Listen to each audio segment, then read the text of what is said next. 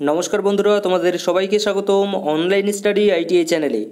দেখো, তোমরা যারা মেডিকেল সার্টিফিকেট নিয়ে চিন্তায় আছো, অর্থাৎ তোমরা কি করবে, কোথা থেকে এই সার্টিফিকেটটা পাবে না পাবে সে সম্পর্কে তো অলরেডি বলে দিয়েছি। তারপরেও কিন্তু তোমরা অনেকেই জিজ্ঞাসা করছো যে এই সার্টিফিকেটটা আমরা কোথা থেকে পাবো এবং কিভাবে আর কি এই সার্টিফিকেটটাতে কি কি করতে হবে না করতে হবে সেটা যদি সম্পর্কে আরেকটু ভালো করে বলেন তাহলে কিন্তু অনেক ভালো হয়।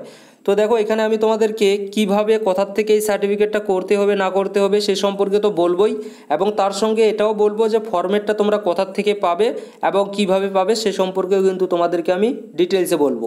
তো ভিডিওটা জাস্ট একটু স্কিপ না করে ভালো করে শোনো, তাহলে কিন্তু ঠিক তোমরা বুঝতে পারবে। যাদের আর কি প্রবলেম হচ্ছে তাদের উদ্দেশ্যে কিন্তু আমি বলছি।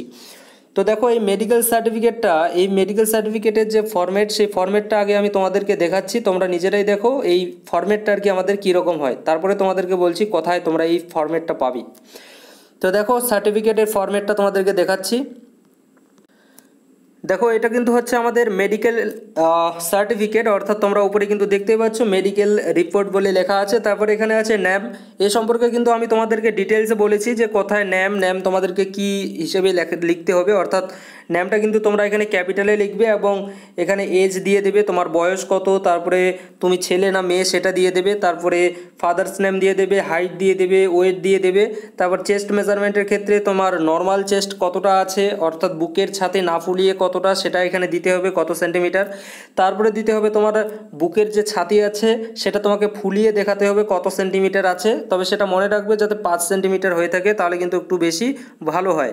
আরেকটা কথা এখানে বলে দিই যে এর আগের ভিডিওতে কিন্তু আমি তোমাদেরকে বলিনি, সেটা হচ্ছে গিয়ে এই যে আর কি সার্টিফিকেটটা আছে, এই মেডিকেল সার্টিফিকেট, এটাতে কিন্তু একটু লেখার চেষ্টা করবে ব্ল্যাক কলম দিয়ে, ঠিক আছে?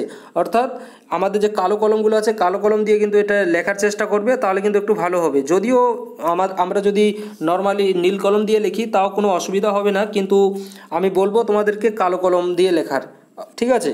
তো তোমরা অবশ্যই এটা কালো কলম দিয়ে লিখবে। আর নিচে দেখো, এখানে ভিশনের ক্ষেত্রে বলেছে 6 রাইট আই আর লেফট আই, অর্থাৎ তোমাদের চোখের যে আছে, চোখের পাওয়ার কীরকম আছে সেটা অবশ্যই কিন্তু 6/6 হতে হবে। 6/6 দেখো কোথাও লেখা নেই যে হতেই হবে, যদি না হয়ে থাকে তারপরে কোনো টেনশন নেওয়ার কোনো প্রয়োজন নেই।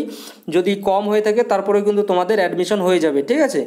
তো এ নিয়ে আমি পরে তোমাদেরকে একটা জানাবো, কিন্তু আপাতত এখানে আমি এটুকু জানানোর জন্য যে এই মেডিকেল সার্টিফিকেটে কার সই লাগবে। দেখো, মেডিকেল সার্টিফিকেটে কিন্তু তোমাদেরকে MBBS ডক্টরের সই লাগবে। এর আগের দিন তোমাদেরকে কিন্তু বলেই দিয়েছি, তোমরা তোমাদের যে কোনো একটা আর কি পাশে যেগুলো আর কি হসপিটাল আছে, অর্থাৎ বিশেষ করে আমি সরকারি হসপিটালের কথাই বলবো, কারণ অনেকের কিন্তু ফাইন্যান্সিয়াল প্রবলেমের কারণে হয়তো তোমরা টাকা টুকা দিয়ে বানাতে পারবে না। তো তার জন্য আমি এটাই বলবো যে তোমাদেরকে সাজেস্ট করব তোমরা একটু তোমাদের বাড়ির পাশে যে সরকারি হাসপাতাল আছে সেখানে যাও, গিয়ে কিন্তু সেখানকার যে MBBS ডক্টর আছে বা মেডিকেল অফিসার আছে তার সঙ্গে কিন্তু একটু কন্ট্যাক্ট করো, তাকে গিয়ে বলো যে আমরা এখানে ভর্তি হতে যাচ্ছি, আমি ITIতে পড়াশোনা করতে চাই, পড়াশোনায় কি চান্স পেয়ে গিয়েছি, তো আমার এখন একটা মেডিকেল সার্টিফিকেট লাগবে।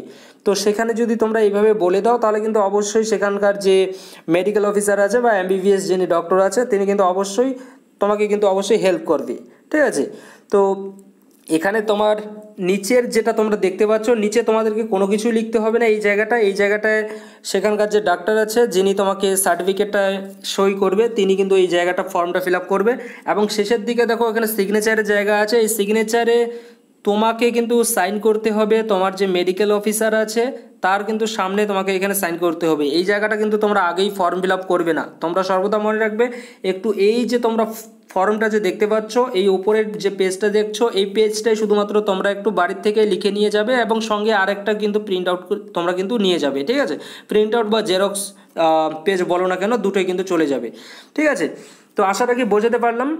এবং এর সঙ্গে দেখো, এবার তোমরা অনেকেই জিজ্ঞাসা করছো যে এই যে ফরম্যাটটা আছে, এই ফরম্যাটটা আমরা কোথার থেকে পাবো, কোথার থেকে গেলে পরে এই ফরম্যাটটা আমরা পেয়ে যাব। দেখো, এই সম্পর্কেও কিন্তু আমি তোমাদেরকে অলরেডি বলে দিয়েছি যে আমাদের যে WBSCVT অফিসিয়াল যে ওয়েবসাইট আছে, সেই WB অফিসিয়াল ওয়েবসাইটে যদি যাই আমরা, WBSCVT এই যে অফিসিয়াল ওয়েবসাইট আছে, এই অফিসিয়াল ওয়েবসাইটে যখনই আমরা যাব তারপরে একটু যদি আমরা স্ক্রল ডাউন করে নিচের দিকে আসি তাহলে কিন্তু সেখানে লেখা আছে যে মেডিকেল সার্টিফিকেট বলে, ঠিক আছে। তো সেখানে গিয়ে যদি আমরা ক্লিক করি তাহলে কিন্তু আমাদের সামনে এই যে পিডিএফটা আছে এই পিডিএফটা কিন্তু ওপেন হয়ে যাবে।